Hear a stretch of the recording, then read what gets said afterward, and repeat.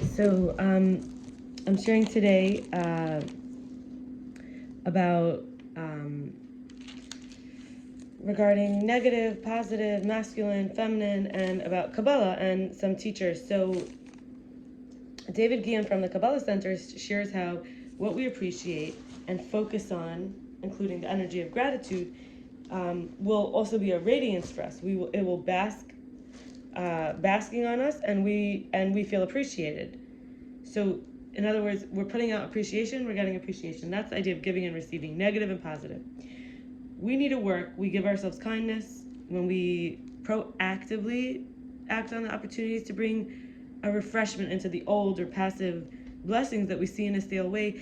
It's because the nature of a vessel is to want to be like that which fills it. So, to give. So whatever it now has, and when we lose that, we have the opportunity to add an increase, because in the space there's now room for the more that we can contribute. So it's really a gift that we can have, a use, or that something better can come. We can appreciate in a new way what we had become desensitized to. So I'll give like two sides of this and an example. So one side of this is that when we're filled with joy, we want to give joy. When we are filled with sadness, we want to give sadness.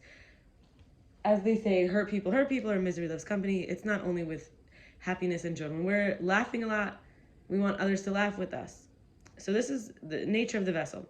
The other thing is that the other side of this is the passive and active. So here we just mentioned, you give appreciation, you get it. Now, if you have become kind of just going through your life, at first maybe you got a new job, you had training to do, how am I going to do? And then you got used to it. The training was over. It was like just regular mundane for you. You have to proactively bring opportunities into it, and it refreshes it. And the blessings become available. That's what it means when it says we get desensitized to it. So for example, a man impregnates a woman. He's a giver, she's a receiver. Now she has a baby, she wants to give. He gave her something, and now she wants to give something. It's life. But at the same time, she didn't realize the amazingness of her body until she was pregnant. The blessings became revealed. She was kind of desensitized to the fact that her body does all these things, that pumps blood, but when it's pumping blood into the baby, or when it breathes, but when it's breathing for the baby. And we have Rabbi Nachman of Breslov teaches via Rabbi Nassan that poverty is like death, when a person can't give. And thinking, money in English, we think it kind of sounds like mana in Hebrew. Like mana could be anything. So it's kind of this idea that you get money. Money has no inherent value. It's literally either paper or coins, or objects. But what it represents, like it could buy you relief or pleasure or success or friends or fame. And when I think of myself, when you have to earn life, there's a level of money you have to have. So I feel like I have been too poor to earn life. Like in the past, I was like a dead woman walking. I'd given away my life, which is most precious. Like to not have any money to yourself, or to feel like you have nothing to offer. Like someone asks you for $1, you don't even have it. And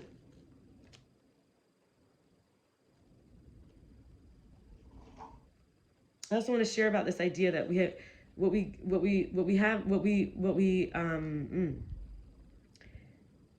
we want sometimes wants us. If when we share appreciation, we bask in appreciation, it's like when we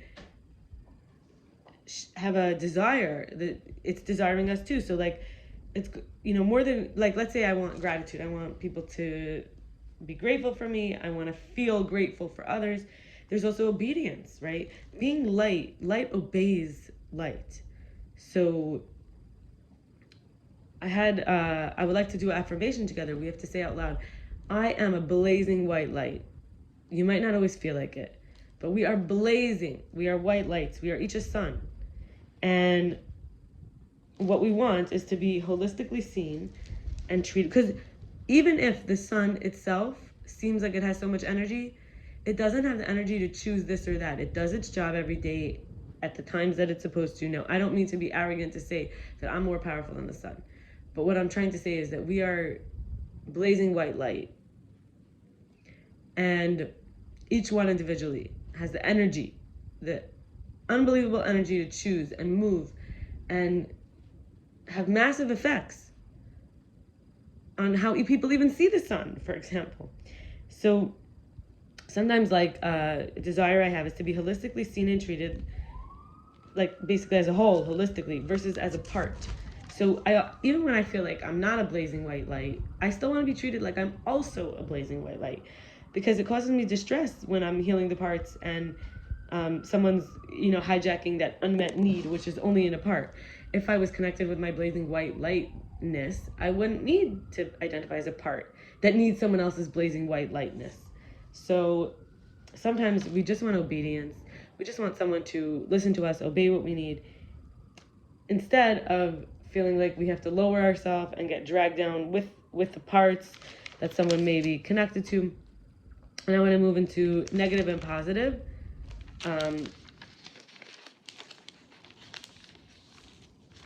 So this is all potential for activation to and in the positive force or the negative force. And I wrote, again, most of these teachings are from a couple years ago, but eventually we'll catch up and I'll be sharing in more real time rather than from what I've accumulated. So I wrote this a couple years ago, but I still feel that each one individually, we can't deny our fear. That's that's activating the negative force. No, I am not able to be afraid. Rather, we could see the fear and harness our energy and channel our blazing white lightness for what it needs to be in terms of it's negativate and positivate, like activate, so positivate, and like activate, negativate. So I'm afraid of being a bad mother, whether it's pushy, this is when I wrote this, pushy, demanding, invading, pigeonholing, projecting, assuming, forceful, harsh, rebuking, overwhelming, confusing, unreliable, degrading, fault-finding, unwelcoming, mocking, controlling, or humiliating. So I'm trying to have all my outward emanations be positive, regardless of in which part or realm of life, so that it'll be a deeper core trait than something that's dependent on variables that can be influenced or even hijacked by faces, names, forms, appearance, and titles. So if I want that core trait to be changed, it can't be that I'm only going to do it to certain people or certain forms or appearances or people who have certain titles or certain faces or names. And I'm afraid I can't live up to my own expectations sometimes, and standards and rules and agendas and schedules and goals. And so I really don't want to have to be pushing things off or focusing on what past efforts have not materialized. I want to move forward into newness of what is going to actually be versus what might be projected, expected, planned for. Because sometimes it feels like I don't want to lose the opportunity to fantasize. Like if something should actually happen, I won't be able to imagine anymore. And the fear of commitment is the fear of viability not working. And like I've overinvested, like it's not viable. And I put everything into it, like all your eggs in one basket, right? And this could be because in my past, I gave so much of me, didn't see the change or the blessing or what I desired. And so many times feeling so strongly like a failure that I didn't even want to try again. Anything ever. Because what's the point of wanting only to never be satisfied? What's the point of wanting to only never be satisfied, the want? All the efforts and end up feeling drained and feeling used and losing myself and empty vessels where I didn't belong, or unite because some external falsehood that I had mistaken for something else, or, just really accepting that there are times where I felt nothing in my life has ever lasted, including the good. And not to say this isn't true. I'm not saying that anything does last. I'm just saying that this is a perception, whether the good or the bad, that nothing lasts, everything's impermanent. So I had to lean on my imagination in order to cope with the suffering periods where I would literally rather have died than experience the life that was happening for me at that moment. And most importantly, I never really know who I'm talking to. So what the interactions or exchanges are really about is also unknown.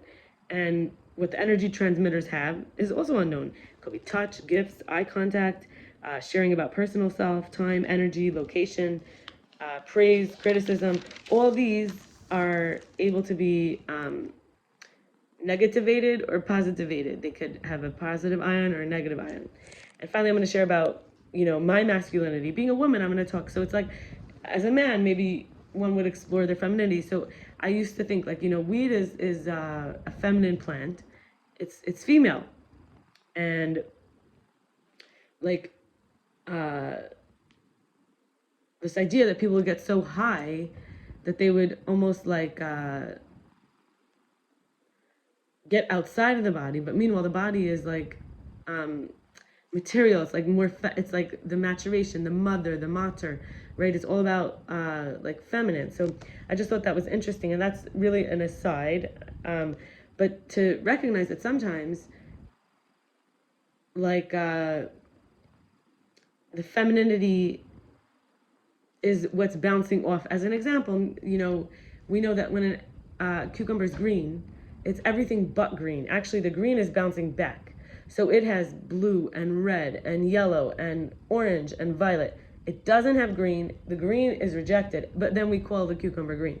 So I'm giving an example. The weed plant is the female, but then people will get yes, many people become sensual and feel like maybe more connected to their femininity, but for a glimpse, for a moment, we could say that a lot of people get high. They sort of get out of their femininity. It could be that they're actually like the feminine. When we say someone's female, they're actually sending back the feminine, and they're everything else. And then when we say someone's masculine, it could be their everything else, but they're sending back masculine. So it's an interesting, trippy way to look at it. But anyway, what I was writing about is my masculinity. So repressing my feelings has given me a false sense of power over others in this situation instead of facing and dealing with those feelings. Denial steals the control from my future self and pretends to have it now, only that it leaves me at some point still having to deal with those feelings. Feeling repulsed as if I'm a man and nitpicking and analyzing my body for defects and impurities. Feeling a lack of boundaries that I need in my pelvis, in my urine, in my panties. Feeling like people rather pretend I'm stronger than them than just to have compassion for me and see that I'm also vulnerable. Like it's convenient for them if I'm so tough and they could just not think of me and not be compassionate. Trying to prevent people from their wrong I have to's, but they keep doing it. Maybe it's better to just focus on my own have to's to lessen the forcedness and see how much do I really have to. Like when we say I have to be this way or I have to do that. Like telling people you don't have to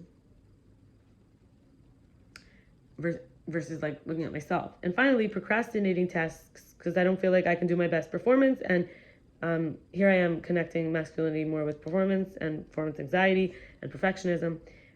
Even if the perfect outcome doesn't exist, and even if it's an ideal that appears as perfect in that moment, it's never going to really make all that much of a difference in the bigger picture of the wave pattern. When I say that, I mean the cascade of consequences, not like a point. It's a flow of a cascade of consequences and effects, all building on each other, individually and collectively. I'm going to stop here and wish you a good evening. Be well. I may or may not do a video tomorrow before the Sabbath.